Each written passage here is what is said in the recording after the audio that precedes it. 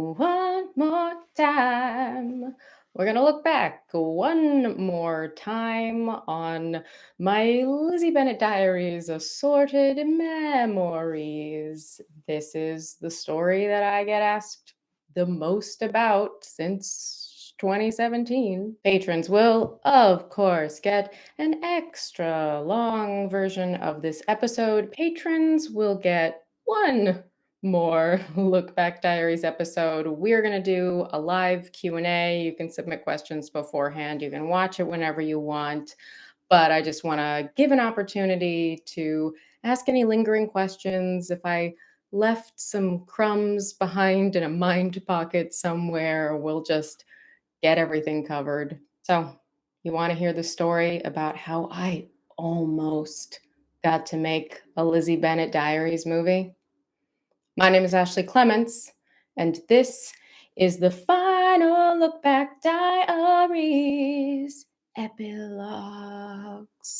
But before we dive into the whole movie saga, there's just one thing I want to quickly address, which is just I've seen some comments on some of the epilogue videos saying, I don't know how to feel about the Lizzie Bennett Diaries now. And I get that because you just learned a lot of unpleasant things that happened to people that you have come to care about. But know that it is absolutely not my intention to turn anyone against the Lizzie Bennett Diaries.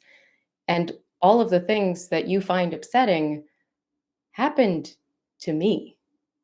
And I have not let them steal my love for the Lizzie Bennett Diaries because he doesn't get to take that from me. He has taken a lot, but that doesn't belong to him. The Lizzie Bennett Diaries doesn't belong to him. I mean, it does in a technical, legal way, which we will get into. But as you've seen through the Look Back Diaries, there are so many people who poured their hearts into making this show and had a really incredible experience in a lot of ways doing it. And the Lizzie Bennett Diaries belongs to us and to you a lot more than the jerk who owns the copyright. And it feels really good to me to be able to honestly lay out all the things around the Lizzie Bennett Diaries because my relationship with it will always be complicated.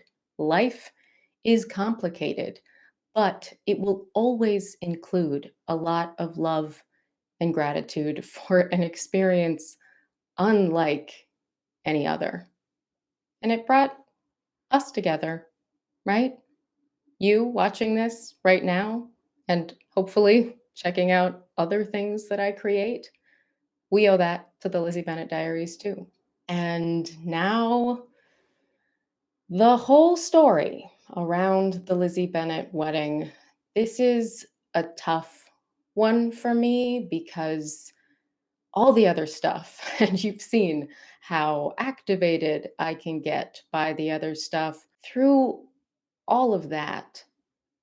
The only thing that Bernie Sue cost me was money. And this is a story about how he cost me a lot more than that. I often like to set up these stories with some kind of reveal at the end, and I can't do that here because you know that there is no Lizzie Bennett wedding film. But I am going to lay out how incredibly close we got because I have not discussed publicly that we had everything that we needed in place. We had funding, we had distribution, we had everything. And the reason that none of us get a Lizzie Bennett wedding movie is because of one person and one person alone. It is because Bernie Sue said no without even giving a reason. And that feels personal because I think it was personal. I think he said no out of spite. And I don't know that I've even really processed that loss. I have never grieved for it. I never cried for the Lizzie Bennett wedding. I just covered up the pain with anger and resentment and snarkiness, and I didn't really let myself feel sad about this. And I don't want to, I guess, but I can feel it happening right now. Hey, look, a lot of this has turned out to be kind of therapy for me, so let's grieve it together, I guess. Let's start at the very beginning. Why did I even write this script? Why? She asks. Why did I write this script? I think it goes back to non transferable. In 2015, my partner, Brendan Bradley, shared a script with me that he had written years before and almost gotten to make. And he presented it to me as something that he could brush up, update, and that we could make ourselves. And at that time, I thought he was a very pretty crazy boy. I thought that sounded insane that we could not just make a movie. And I was wrong because we did. It was one of the hardest things I've ever done, and I learned I was capable of a lot more than I gave myself credit for. We both wore way too many hats, did a lot of different jobs on that film. I wore maybe like 8 hats, and he wore probably like at least 20 hats. Just want to be honest about the division of labor here. Brendan is my superpower. But as difficult as that process was, it was incredibly rewarding because at the end, there was a whole feature film that we had made independently. And it made me start thinking about, would I write a script? And Brendan was very encouraging of that. And I had an idea. And so I thought, I will try my hand at writing a screenplay. I have just learned I'm capable of more things than I gave myself credit for. And all of a sudden, while I was trying to figure out what the plot structure would be of this other movie, the ideas about how a Lizzie Bennett movie would work were just free flowing. And I couldn't stop thinking about that. And I just kind of said to myself, some part of my brain said to another part of my brain, okay, if I just write this screenplay, if I just like get it out, will you then be quiet so I can write this other screenplay that I'm actually trying to write? So, in a weird way, I sort of started writing it without any intention of making it, which is good because that's what ended up happening. And it was a great first screenplay writing exercise because it was kind of like fan fiction, right? I knew these characters, I knew the world so well. It was like my friends were visiting. It was still a lot of work, but I pushed through it and I learned a lot. And I was also pleased with it. I was very proud to have just finished my first screenplay at all. And then after like the third draft or so, I started thinking maybe this could be a thing. And how would I go about doing that? Because I had just written a screenplay to something that I did not have the rights for. So all of that happened in 2016, maybe like summer, fall of 2016. 2 years since the Kickstarter, 2 years since I've spoken to Bernie Sue, I think. And I didn't really want to change that. So, beginning of the year 2017, I sent an email to Hank because I like Hank. And I said, I've written this screenplay. What do you think? Is this an idea you would support? And like, can I get your permission to go? But I also really just wanted to hear my script out loud. And I knew most of the people that I needed to call and asked a few other people. And I was just gonna like do some very casual thing. But Brendan, being very business savvy, said, no, let's make it look really nice. And so we got flowers and asked a friend to come take pictures and made it look like a nice reading. I mean, it was a nice reading, but we wanted the pictures to look good because Brendan very wisely thought you might need to share this publicly and get the fans on your side. Hank actually wrote back during the reading. I saw the email after we were done, and he said he thought it was a great idea and he would totally support it, but that he had given up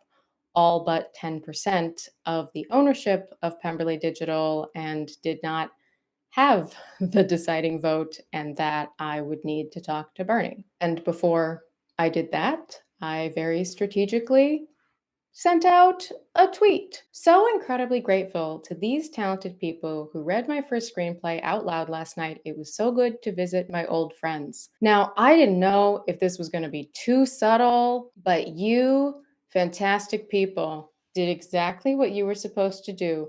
You zoomed in on this upside down script and you saw that it said The Lizzie Bennett Wedding, written by Ashley Clements. Now, just to be clear, it does say down here, based on the Lizzie Bennett Diaries, created by Hank Green and Bernie Sue. And that's also all I said publicly for a very long time. But you, beautiful people, responded exactly as I would have hoped. Okay, what we got to do? How do we make this a thing we can watch in real life? Crowdsource? Yes, create. Just noting that that is Hank Green's dad. This is amazing. Can't wait to see this at some point. Also, look at so much of the fam back together. Makes me happy. What? Go, Ashley. Hey, Paul. Congrats. Best of luck with that screenplay. Lizzie Bennett Wedding? Anyway, this goes on, and you all just absolutely fulfilled the dream I had in sharing this. People, this goes on and on. Of course, Twitter won't load these more because they're currently limiting how many tweets any of us can see. And in sharing that publicly, not only did I prove that there was fan interest, but I also quite knowingly was forcing Bernie's hand because now there were fans clamoring for this thing to be made that they knew that I had written.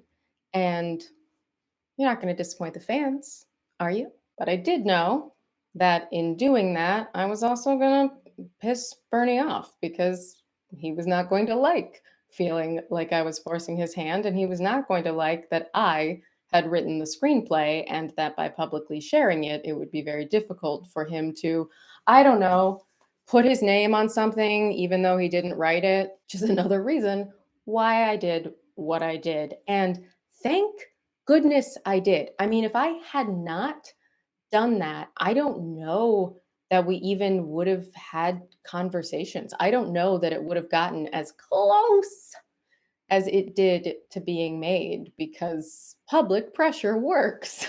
And I can't remember the exact timing of this, and it's very hard to find a tweet that someone sent you in 2017, as it turns out. But someone sent me a photo that they took at a presentation that Bernie was giving in February, in which he included the Lizzie Bennett wedding on some slide. I think it was a list of things that were coming up because the LBD 5 year was also this year. And so the Lizzie Bennett wedding was just like on this list under the LBD 5 year. And the only thing that I can't remember exactly in the timing is whether that was before or after we had even actually had a conversation about it. I do remember that I was very surprised, and it was not lost on me that it being included that way seemed to be something that he was taking credit for, which was something I was worried about. But I also knew that I had him. I knew that he had included it because there was now fan enthusiasm and fan pressure, and that I forced his hand real good. But I am pretty sure that he included it in a public presentation before we had come to any kind of agreement about anything, and maybe before we'd even had a conversation. But so I did reach out to Bernie, and I can see in my emails that we then scheduled a phone call with Hank, and the three of us talked. And I don't remember all of what was discussed, but I remember that Hank, I think, was pretty quiet, but just kind of enthusiastic, like, yeah, this should happen, but I don't know anything about making a movie. And Bernie felt very condescending to me, but that's a vibe. And he was also very cocky. He had just entered into some kind of relationship with some other film company, was saying, oh well, I have all these incredible partnerships, so like this should be easy, like we'll set up some meetings, we'll make this happen. And I also remember that he said that it was a first screenplay and that there were definitely some like things that would need to change. And I was like, oh well, give me notes, like I'm happy to write another draft right now. And he was like, oh, no, not necessary right now. Like, we'll get to that. This is February 2017. We're starting conversations. That's great. Well, what was that other thing that happened a little later in February 2017? Oh, right. The Lizzie Bennett Diaries suddenly appeared on television without a word to anyone involved, including like Hank, who we had also just been on the phone with. As I mentioned, I really stayed out of the whole TV residuals conversations because, like, we were talking about making my movie and I did not want to disrupt any of this. But somewhat understandably, I guess, that did derail those conversations. No negativity happened at that point. Bernie probably said something like, we need to resolve the residuals thing. We'll get back to this. And then just absolutely ghosted me for 5 months, like not a peep. And I was very frustrated by that. So frustrated that I started working on something else. I'll talk about that in a bit. But Brendan had a brilliant idea, which was that it was clear that Pemberley Digital had some financial burdens because of how this residual claim was going. And maybe Bernie would be desperate enough for money that he would sell me the rights, at least the film rights, which would have just let me pay him an amount of money and then not needed to talk to him anymore and go off and figure out how I was going to get this movie made. But he did not bite on that. But what he did at that point suggest was that we create a contract, essentially a non-monetary shopping agreement. And if that sounds like a bunch of nonsense, it's because it is. What's a non-monetary shopping agreement? Well, it means that no money is exchanging hands. I'm not buying anything non-monetary, and shopping means that I'm allowed to pitch the movie. Like, that's all this contract really needs to say. It can clarify that Bernie retains the rights to the Lizzie Bennett Diaries, and Ashley retains the rights to her original screenplay, which I did have the copyright on, by the way. I actually don't know if Bernie or Hank ever filed a copyright on the Lizzie Bennett Diaries, but I did file a copyright on the Lizzie Bennett wedding. And the copyright office contacted me because I had put based on Lizzie Bennett Diaries, Hank and Bernie. And they said, are these names that needed to be added to this copyright? Or like, what is the relationship here? And I said, oh, well, like this is an entirely original plot using characters from this show, but that show is based on Pride and Prejudice, which is in the public domain. So, like, you tell me, because I didn't know. And the Copyright Office read that and said, okay, here's the copyright for you, Ashley Clements. So I hold an extremely useless copyright. Anyway, all this contract needs to say is that Lizzie Bennett Diaries is his, Lizzie Bennett Wedding is mine. We're not exchanging any money right now, but I'm being given permission to go pitch this movie, to shop it around and try to get it made. That contract would take a long time to negotiate. Things were going pretty well at the beginning. His lawyer and my lawyer were going back and forth. But in November of that year, 2017, now like 11 months after I first contacted him, it looks like we're really close to signing a contract. He says in an email, Bernie, that he thinks, this is all going well and will be signed soon. And at this point, I make a mistake. I weirdly enough have no memory of this entire incident, so I'm just piecing it together through emails. And it would seem that someone I trusted, I don't actually remember who, I just wrote about it, but that someone who worked at a much higher level in Hollywood than I ever have heard my story and said to me that if I really thought that Bernie and I were close to a deal, that I should act immediately, that it was a no-brainer to make a Lizzie Bennett movie, but the window of interest on that would be closing very rapidly. And they thought that YouTube Red, remember YouTube Red? They were producing a lot of original content, series and films, and that seemed like the perfect place. This is a series that was on YouTube. Make a movie with YouTube, also put it on YouTube. That made a lot of sense. And they also had the insight, according to my emails, that YouTube Red was a little burned out on kind of the like bigger, splashier, more corporate feeling pitches, and that a really kind of like personal, heartfelt approach might do better.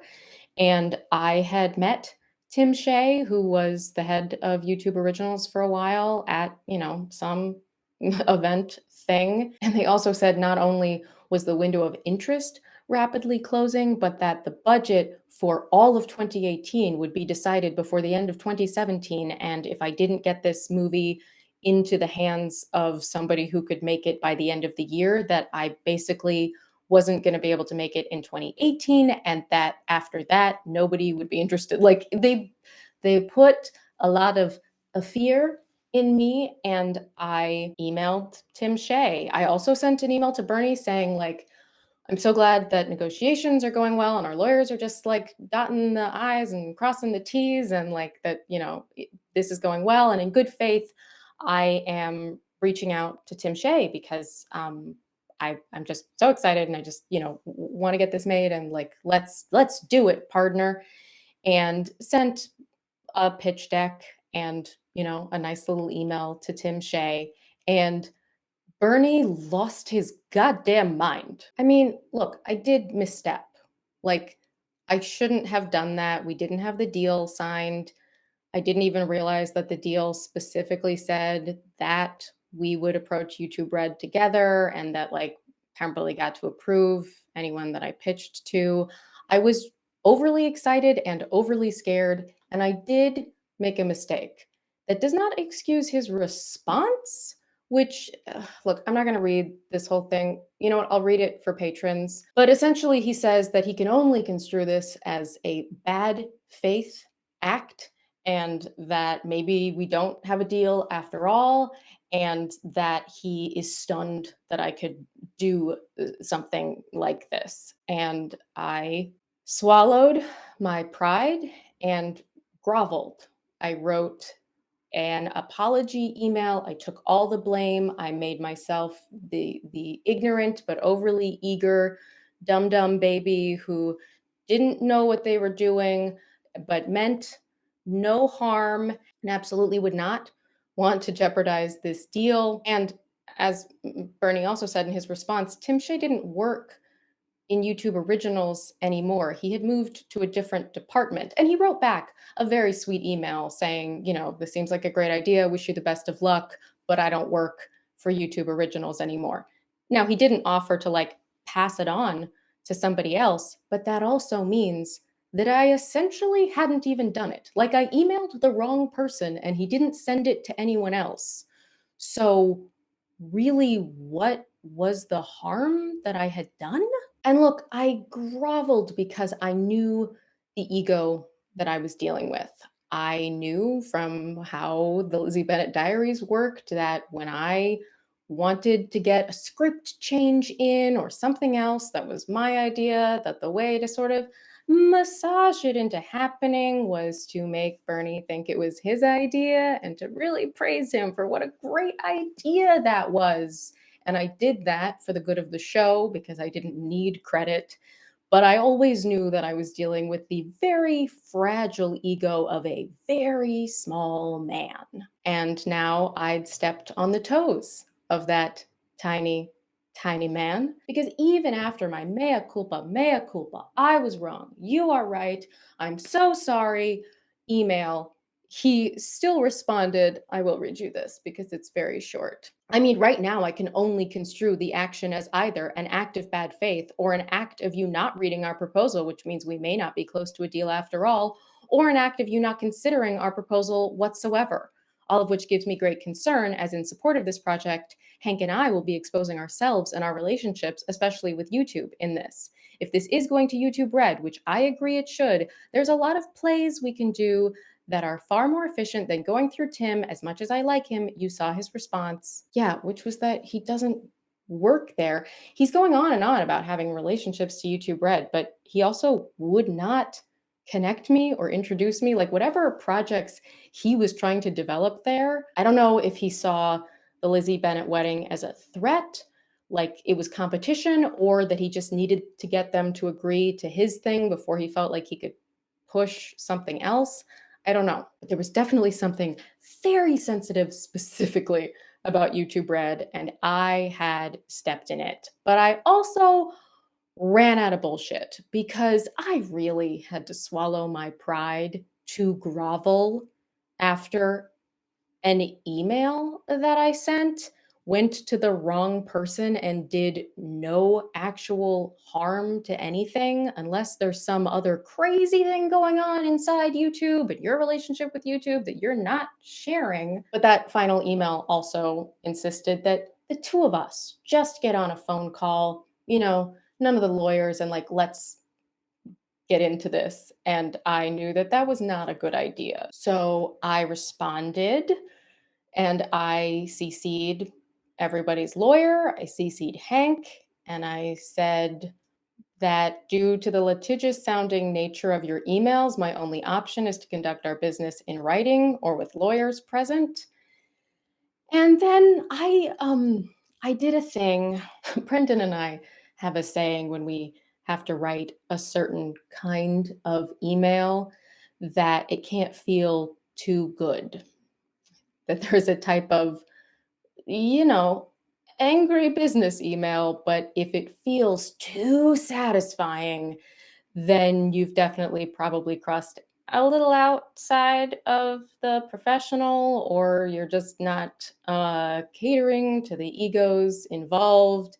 But after absolutely being stalled for almost a year since I had first approached about this script, the residuals still unresolved. I had no idea that that would take 5 years, but like this was a person who had taken money from me, who owed me money, and was now blocking this thing that I really wanted to do. And all I needed for him to do was give me permission and get out of the way. And so I wrote an email that felt really good.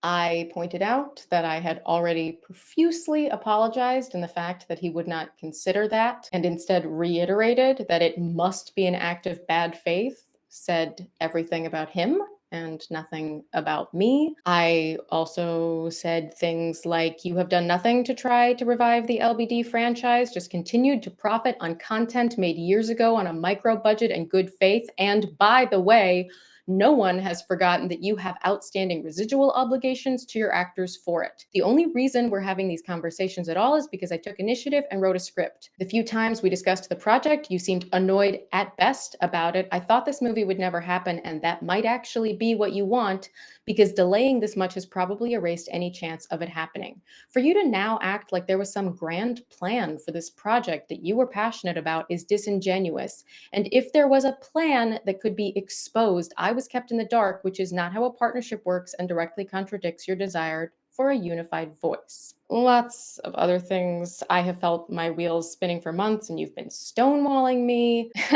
And if it's so easy for you to talk to YouTube Red about an LBD movie, why haven't we in 10 months? All I wanted was to tell this story to the fans and reunite the cast to make something that would bring prosperity and creative satisfaction to all. That sounded really rewarding enough to go through all the incredibly hard parts of filmmaking. But this email, your attitude through this process, this is counterproductive and unnecessarily compounds an already challenging process. Please advise.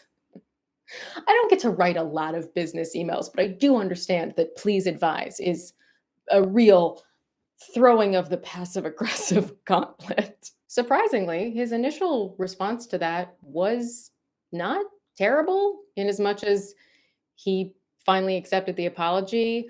Ashley, we are proceeding. Whatever you make of my intentions or my lack of enthusiasm in the past few months, I am resolute in always thinking about what's a total win for the IP, the fans, and those involved making the projects, individuals, producers, funders alike. And it's very, very hard to get full wins for everyone.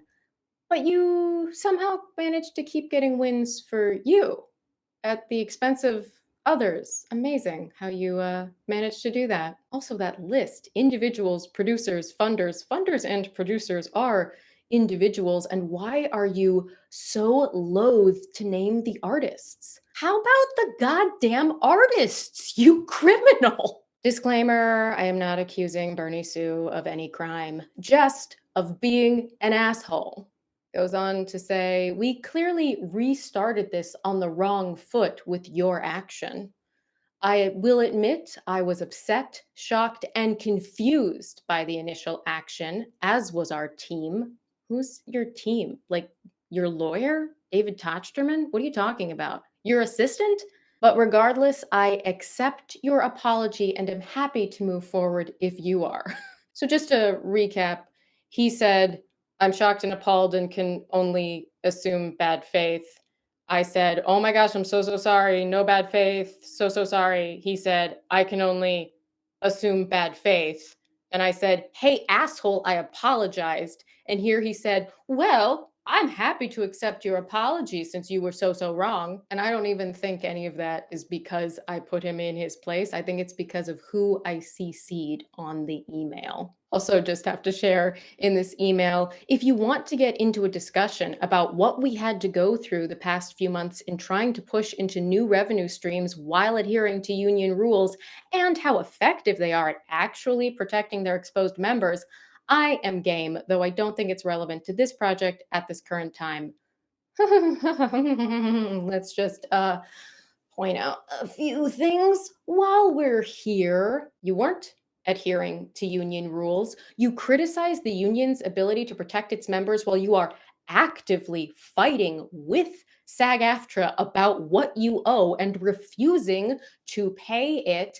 And I'm sorry, are you actually boo-hooing to me about the fact that you are struggling to push into new revenue streams when nobody else attached to this project gets a goddamn cent from your fucking revenue streams?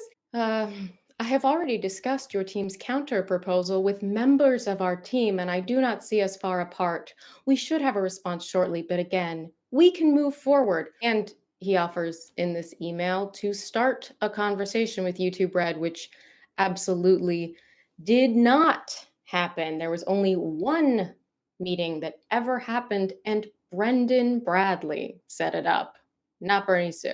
2 weeks after that, Brendan got us a meeting with a company that had almost distributed non transferable. That deal fell apart for absolutely bizarre circumstances that had nothing to do with us or the film. But the person we had been speaking to there had mentioned that she was a Lizzie Bennett Diaries fan, and Brendan remembered that. And so he reached out. I didn't do anything outside of the agreement. And I think he sent her the script, and she was interested. She wanted to have a meeting, and Barney didn't turn that down. And so we had a phone meeting, and she was very enthusiastic sounding. I remember that she talked about this well-known actress who they were talking to about directing more projects, and maybe this would be something that she was interested in. And I said she's actually on my list of people who would be really cool casting for Mrs. Bennet, and maybe she'd want to play that part, which was written to be able to be shot in, maybe 3 or 4 days. And then, she could just be the director the rest of the time. And she said that is such an interesting suggestion, and maybe she'd be really into that, and wouldn't that be so cool? And it was a very positive conversation. In my notes, I wrote down that the only thing that Bernie asked was how the partnership would work. And that felt like a positive meeting. But I do remember that afterward, Bernie wanted to just talk to me. I don't know if we stayed on the line or if this was a different call another day.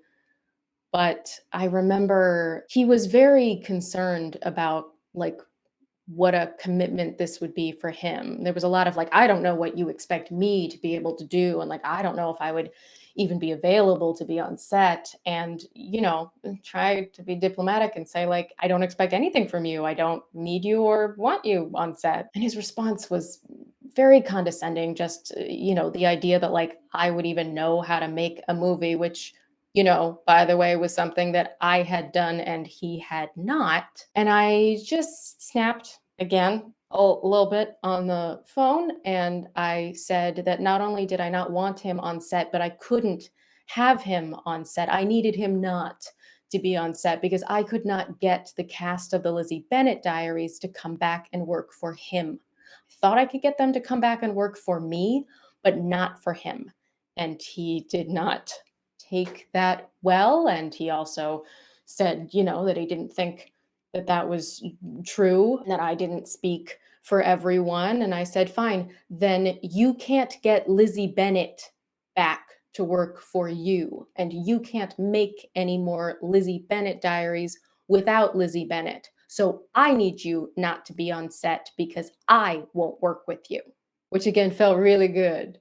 Right? We're all feeling the like, ooh, that felt good. That must have felt good to say. It felt great. I mean, I think I was probably shaking because I don't actually handle confrontation very well. But again, probably not the move to try to get him to do what I wanted. I was out of bullshit. I was fresh out. I looked everywhere, even in my mind pocket. Is there any bullshit in here? And I had no more BS for BS. So no one followed up with that company after that positive meeting. I knew I wasn't allowed to. We had not signed a deal, and it had been made very clear to me that I was not to contact people without Bernie's permission, and I couldn't get him to do anything. And I was busy with other things as well because my entire life could not be about waiting for permission from Bernie, but nothing happened. And it was May of 2018 when I was finally sent a non-monetary shopping agreement giving me permission to begin to start trying to get the movie made. It took 17 months from the beginning of the conversations with Bernie, and I had in that time gotten so frustrated by being so stonewalled and blocked from being able to make something that I started to conceive of something that Brendan and I could make that didn't require anyone's permission or a bunch of money or anything, that we could just really completely control it and that no one could stop us from doing. And that is how the original idea of Sona, my sci-fi series, which is also on this YouTube channel, began. That was summer of 2017. After only 6 months of dealing with Bernie, I was so frustrated that I conceived of a story in which a woman was trapped in an escape pod. And I said to my very loving, patient partner, do you think that we could turn the dining nook of our one-bedroom apartment into a spaceship? And he said, yes, I think we could do that. And so, in the amount of time that it took for a non-monetary shopping agreement to be finalized, I conceived of Sona, wrote all of Sona. We built a spaceship in our apartment. We shot all of Sona. We ran a Kickstarter for post-production budget because once we'd shot it, we thought, hey, this might actually be good, and wouldn't it be cool if we could put special effects in it? And then we did some pickups and we went through post and we finished the show, and we sold it, or licensed it rather, to Legendary Digital, and those contracts were finalized in the same 3-week period. And that also meant that by the time I got this everyone has agreed upon non-monetary shopping agreement to sign, I knew that I wasn't going to do anything with it. I signed it and I sent it back, and I knew that I had no more fight in me to try to make that. The deal outlined, of course, that like he and Hank would be executive producers, which I also like offered from the beginning. That's a no-brainer because they're the creators of the show. And ultimately, the only carve out for companies that I was not allowed to contact without first getting Bernie's permission was YouTube Red. And by the way, this is May 2018. We are only a few weeks away from the announcement that YouTube Red was over. It became YouTube Premium, but it stopped producing content. That YouTube Red experiment had failed, and I was just out of fight. I had fought so hard for nothing. The contract also stipulated that once I had secured interest, that Pemberley Digital would get to swoop in and actually do the negotiating. Like I would not have a lot of control. And I had just had this incredibly fulfilling creative experience making Sona and this really successful licensing deal. And I didn't have to give any of my money away to other people who hadn't actually done any work. And look, that's not why I didn't pursue making the Lizzie Bennett wedding at that point. I knew I could not work with Bernie. I knew that I could not need to exchange a single email more with him. I just couldn't do it. And I felt stupid. I was mad at myself because I knew at the beginning of the process that it was not worth trying to do something with Bernie Sue, but I was so in love with the idea of getting to reunite the cast, get everybody paid. I really wanted to get everybody paid. And I knew the fans would love it. It had this built in audience. Like it really was a no brainer. And I wanted to give all of us that. And yes, I wanted to be the screenwriter. I wanted to take more credit and ownership of the Lizzie Bennett Diaries, even though I knew that that would piss Bernie off from the start. And I tried as much as I did because of all of those other things. But then I at least felt like it was a choice. I felt like I was choosing not to go forward with that. I was doing that on my terms.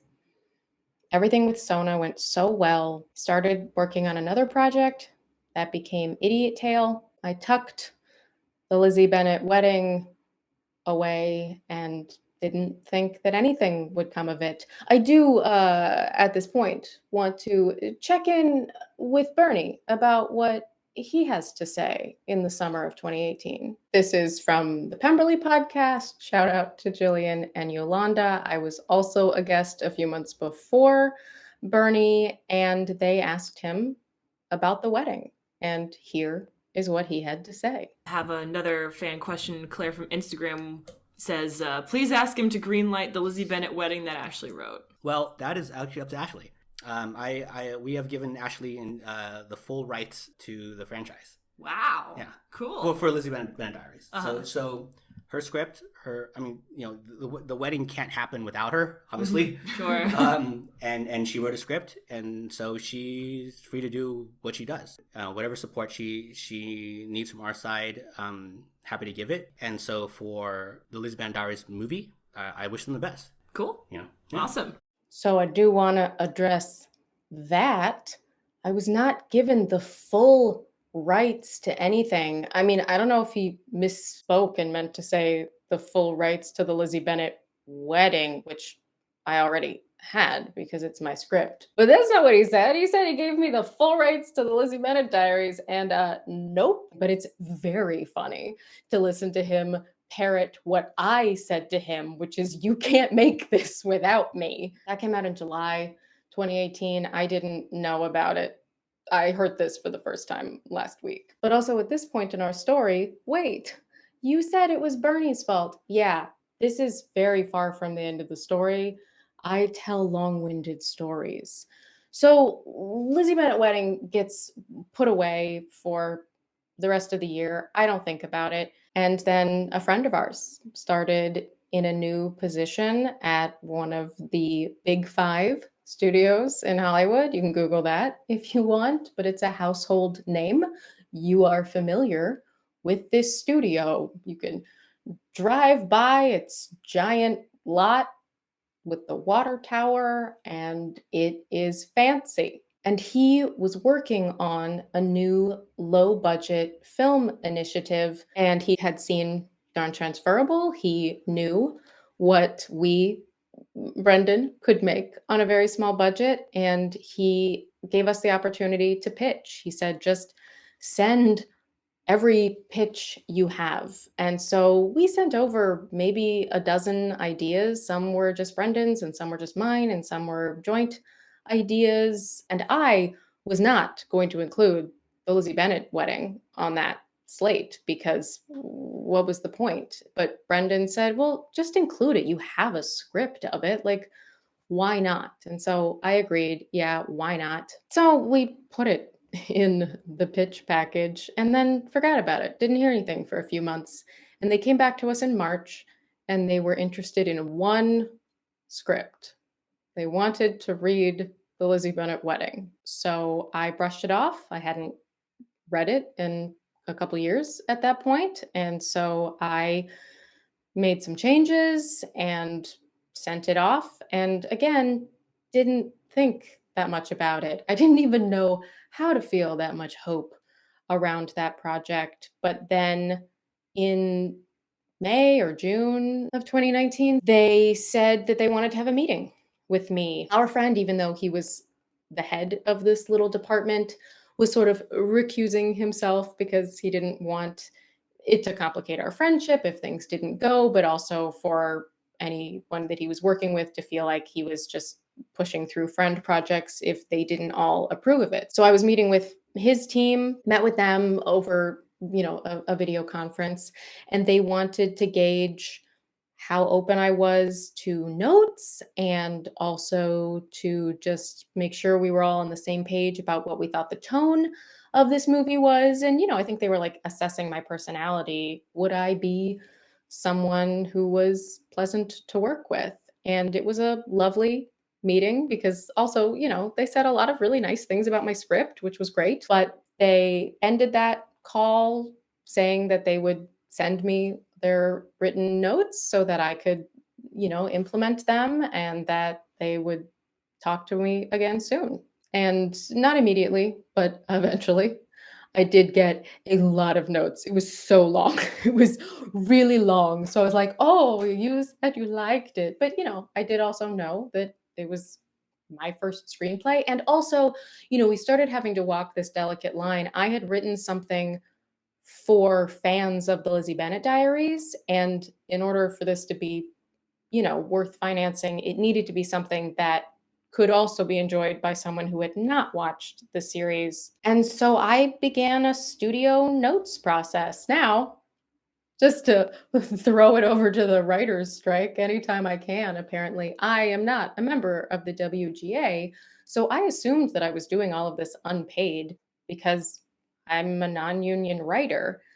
But the writer's strike has brought to light many stories, many circumstances in which WGA members are also not being paid for revisions, not being paid through development processes, not being paid to develop really elaborate pitches. One of the things that they are striking about is all of the unpaid work that is now being sneakily required of feature writers. So, in actuality, I basically had like a very professional writing experience. But I do want to clarify that I did not get paid through any part of this process. And that process was months because I wasn't getting paid to do it. So I couldn't make it my top priority because I had to do other things so that I could eat. But it was a really educational and rewarding process in a lot of ways. And it was also incredibly frustrating, as anyone who's ever dealt with studio notes can tell you.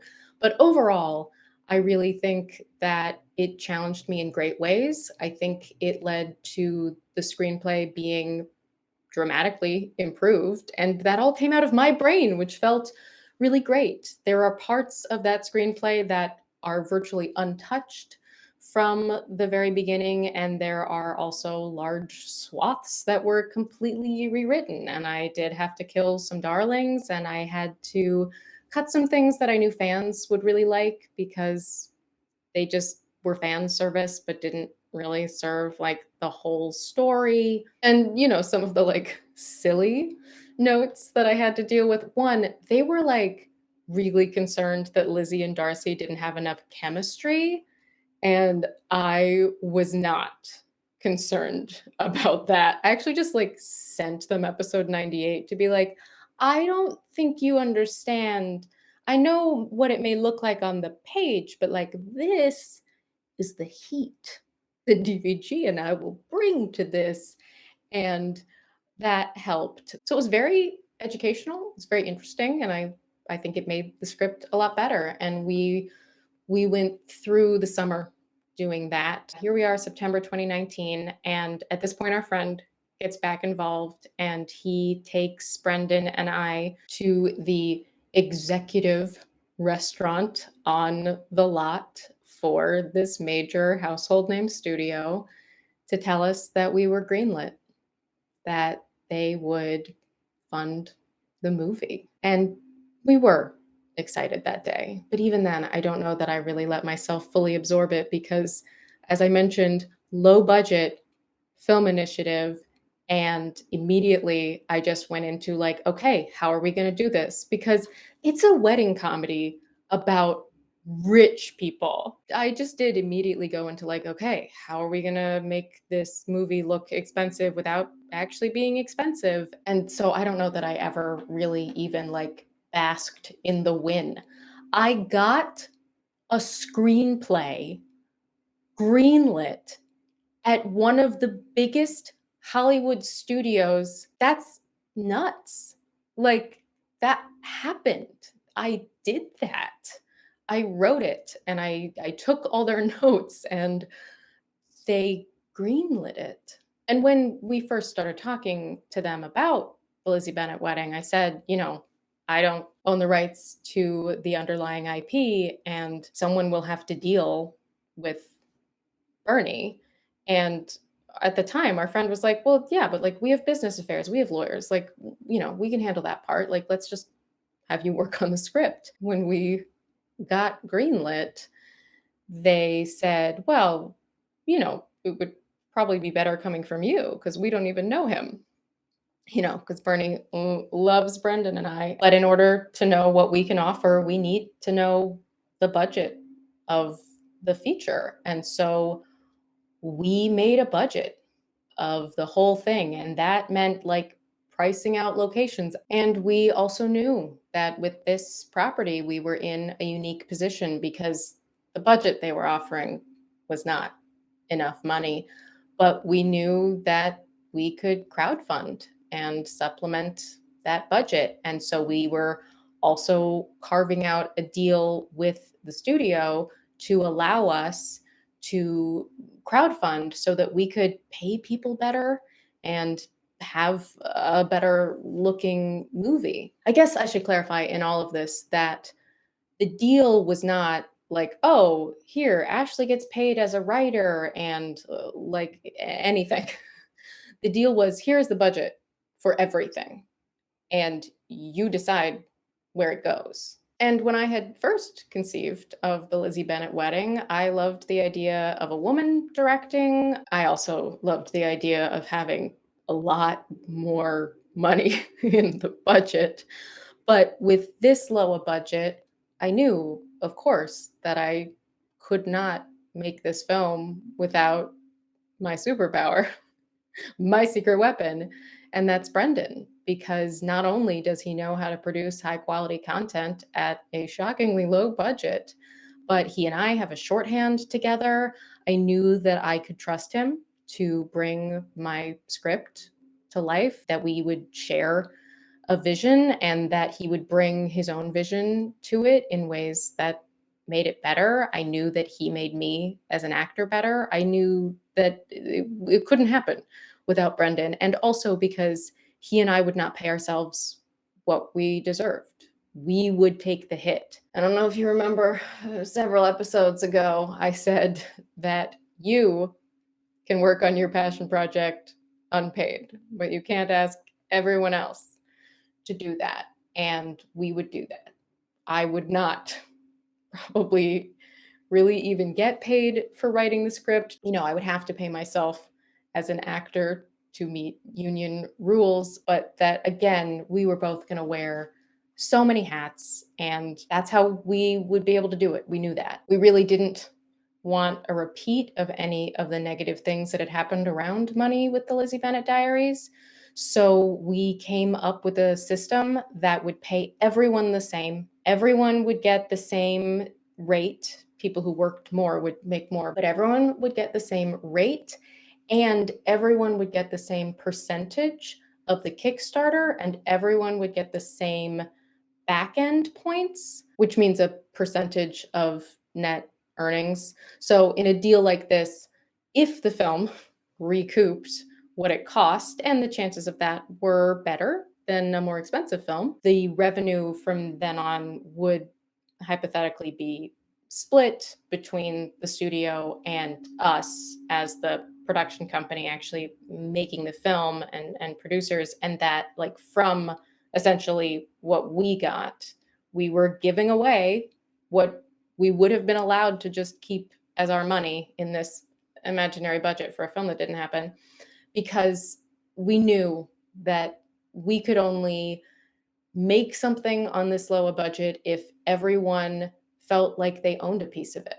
And also, it was the right thing to do. And once we had that budget in place, we looked at what we could spare to offer Bernie. And that sucked. There wasn't enough money in the budget to pay me.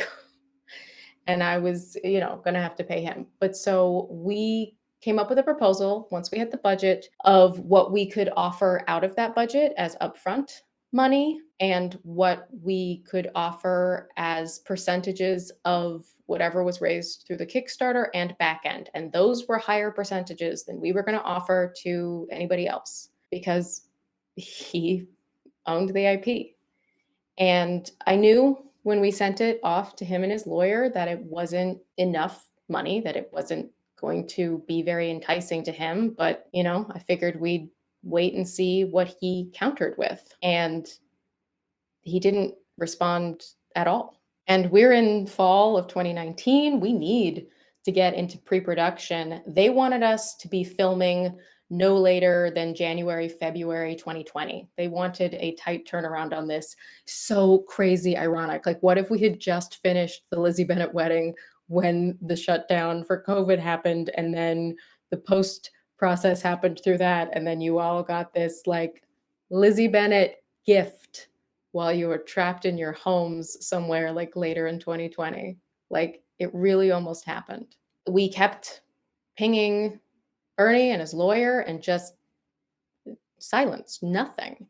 And then Brendan and I start reaching out through every means we have, even like texting and calling. I'm leaving voicemails being like, hey, it's your pal Ashley. I'm not an idiot. I didn't say that, but just being like, hey, just wanted to make sure that, you saw this email we sent your lawyer. Please get back to us. Hope you're doing well. Like, yay, we could make a movie. And after we did that for a week or so, we finally got an email back from his lawyer. And it just said no. Like, there was no counteroffer. There was no explanation. There was nothing. It was just pass. And that's what I mean when I say one person made a decision. Like, it would have been really hard to make the movie for that budget. It would have been really hard. It would have required absolutely burning myself out. And I knew what that looked like because I had done it on other projects. I knew that I would basically like sacrifice my own health and well-being for a couple months to push through on very little sleep, getting this thing made, but that it would be worth it. Because at the other end, there would be a feature that I had written, that I starred in, that I produced, that my partner produced and directed, and would be attached to this major studio. There was no guarantee of where the output would be, but the possibilities were really exciting. And if any of that had happened, that very likely would have led to other opportunities for me and potentially other people who worked on the film as well. It's one of the reasons it felt worth pursuing. And Bernie knew that. I'll never know exactly why. He said no to free money, like just money that I will give you in exchange for you doing nothing. I will give you your executive producer credit. I will give you money. I will give you part ownership of the back end, and you don't have to do anything, and you can't do anything else with the Lizzie Bennett Diaries without me. It's not like, oh, I'm going to turn this down because I might go over here and get a better deal making my Lizzie Bennett movie. This could only work if I agreed to it. And it could also only work if he agreed to it. And he did not. And I don't know if that's because I didn't kiss the ring and I said some true things to him that pissed him off, or if it really just wasn't enough money, but like he didn't even want to have a conversation. And someone who used to work with him did tell me that he once said that no one would see Lizzie and Darcy get married unless he got $1 million. And this from someone who supposedly only got $30,000 for putting the entire Pemberley Digital Library on television. Like, I don't know what your understanding of the value of this property is, but the budget of the movie was not $1 million. I would have been thrilled to get $1 million as the budget of the movie. But I can only construe the action as an act of bad faith. But I did make as much lemonade as I could out of those really crappy lemons. And I made an entire show on my Patreon sharing the lessons that I had learned about writing a screenplay. And I did it that way, sharing what I'd learned and reading parts of my screenplay, eventually, cumulatively, all of it, because I was really afraid of retribution. I called that series Let's Be Writers, LBW, Lizzie Bennett Wedding. But I changed the names and certain elements of the script, removing direct references to the Lizzie Bennett Diaries. I call it the Busy Lennet Wedding. And some of the name changes are just silly because, like, these names do come from Pride and Prejudice. But I was really afraid of some litigious action. I actually consulted with a copyright lawyer. He actually suggested that we just go ahead and make the film and get very good E&O insurance. That stands for errors and omissions, but it covers a lot of aspects of filmmaking that you can get sued for. But the studio was not interested in that prospect. And in lieu of that, he did also say that if I changed the names, if I removed the like very few elements that were direct references to this other IP, there was no copyright claim, that I would absolutely not be in violation of anything. But I still knew that I was dealing with a very vindictive, litigious, bitter person. And so I was nervous.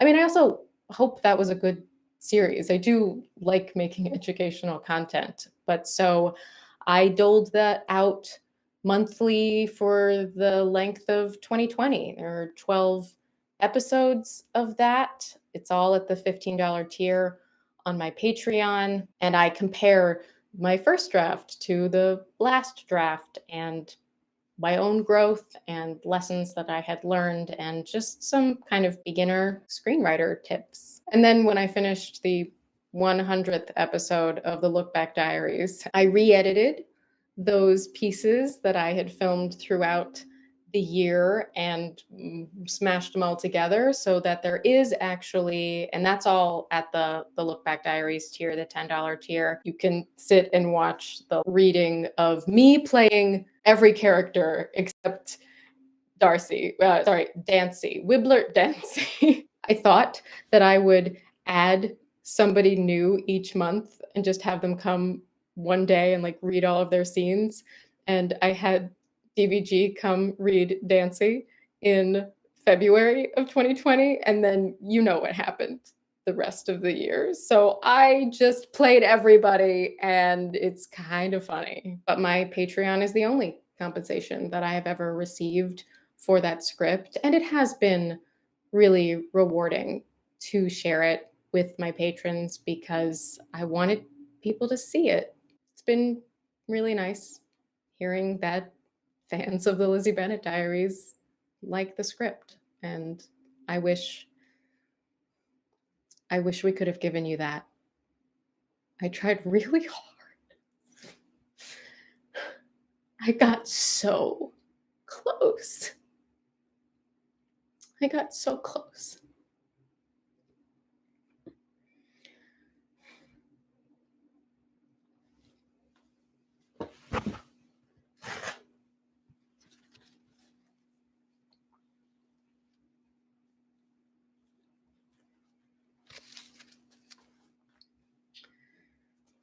A lot of people asked me why I decided to do the Look Back Diaries.